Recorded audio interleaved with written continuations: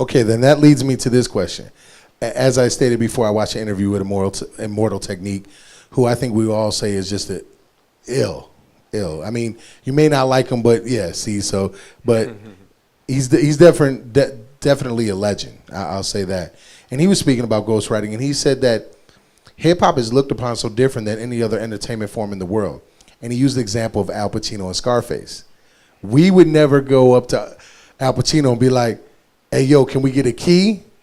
Okay, we would never go to Denzel Washington and ask him about something he did in a movie and so on and so on. Yeah. So why is it when it comes to hip hop that is entertainment, why do we have to hold these artists to such a high standard when it's an entertainment business? That's what we're here for. You couldn't be an art. I mean, you could be an artist, but you would not be a successful artist, like Payne said, if you weren't entertaining people. I guess, like, I look at it, like I say, I separate my music. I listen to everything. You'll catch me in traffic listening to Gucci, 2 Chainz, you know what I'm saying, something like that. Everybody know I don't rap nothing like that. But that's what I listen to when I'm in the, you know what I'm saying, riding, because it's entertaining to me.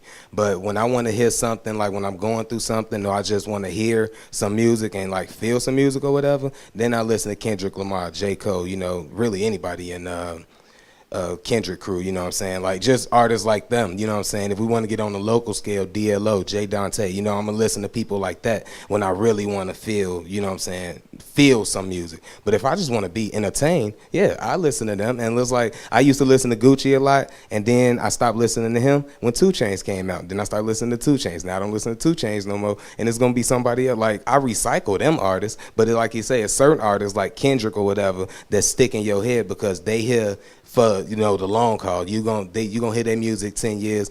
I guess to me, it's about timeless music, and those artists make timeless music. I just heard J. Cole first album like last week, and it was the same feeling I had when I heard it last September. So, and it's like I don't get that like when I listen to old Gucci. It's just like it's just entertaining me for the moment. Right. So like, before you touch on, let me bring a question over to you, and then you can answer that.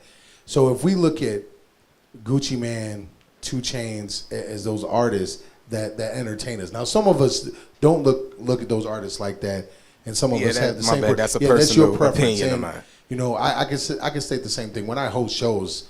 I listen to something completely different than I do when I'm hosting shows because I know what'll rock the crowd and I know what hypes me up. But if that's for entertainment basis, then why is it looked upon so wrong if they had ghostwriters?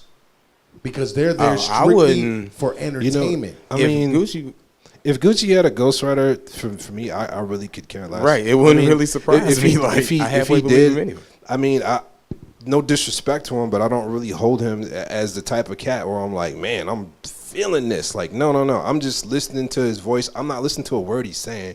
I'm listening to the beat. I'm listening to just the overall feeling to make me have a good time. If I feel like listening to that. Now, me, I don't really listen to that. I'll listen to some R&B or something like that. That's just me. But you know, an artist, he's more of a pop artist to me. Like, I don't really see him as a hip-hop artist. Like, you know, he may be in that genre. I touch more on the genres, too, how he broke it down. There's so many new genres. Yeah, he's more like an entertainment, you know, just an entertainer. You know what I'm saying? If that's what you do, then that's cool. But I can't speak on Gucci, but I just found this out recently because I happen to work with an artist who happens to be close friends to 2 Chainz. The way he raps is the way he talks. That's how he really is. I could believe that about 2 So Chainz, that's how he's been, and I was told that's how he's been since he was young. So you might take that as entertainment, but that's real to him. So my question again is, would you look down upon him? And if Gucci is the same way, say Gucci, the way he's rapping, that's what he's living and that's how he is, but then you find out he's got a ghostwriter, does your same opinion apply? Like, you don't care, but you see where I'm going with that? I guess I separate, as far as on the lyrical level, I would separate 2 Chainz and Gucci because I do believe that that's how 2 Chainz is. One, because there's nobody else really rapping or sounding or talking or doing the things that he do.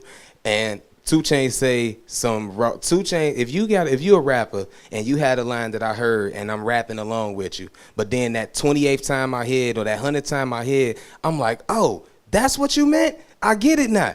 That you dope to me. Like, that's lyrics. Like, you gotta have some type of talent to do that. And 2 Chainz done that to me a few times. So it's like I guess I was saying that because I was kind of disappointed in the album, so I'm still a little mad at him for that. But that's some separate stuff. But 2 Chainz though, like on the lyrical level, yeah, he is up there, and I don't believe that he got a ghostwriter. Like you say, if I felt like Gucci or whatever had a ghostwriter, Gucci said that he crammed a Lambo with bricks.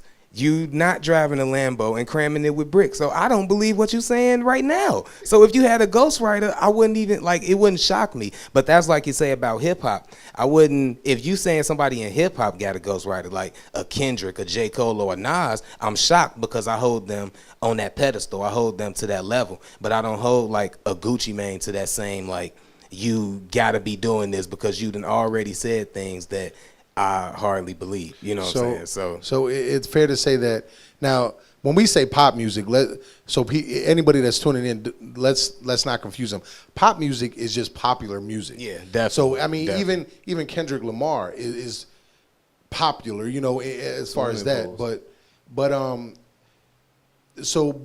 basically what you're saying is the guys that I really don't know how to break this down correctly.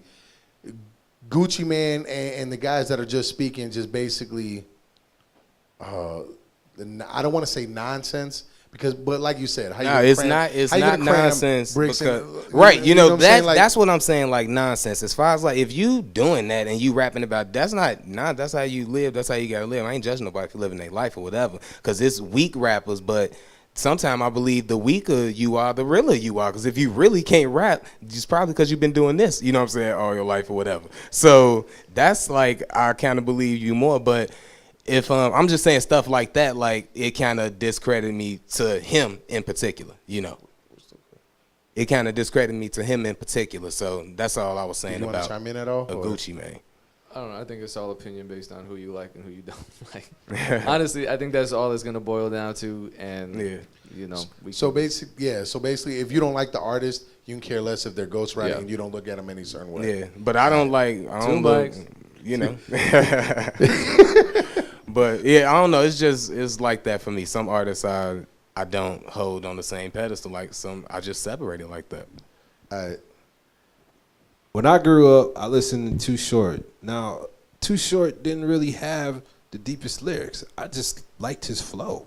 Definitely. You know what I'm saying? Like, exactly. Blowjob Betty, man. Like, I ain't gonna front. I used to bump that in my car, like, you know. But I just liked it. But there's other stuff I didn't like, you know. That's funny that you talk about that. First of all, I want to thank the panel. Can we make some noise for the panel?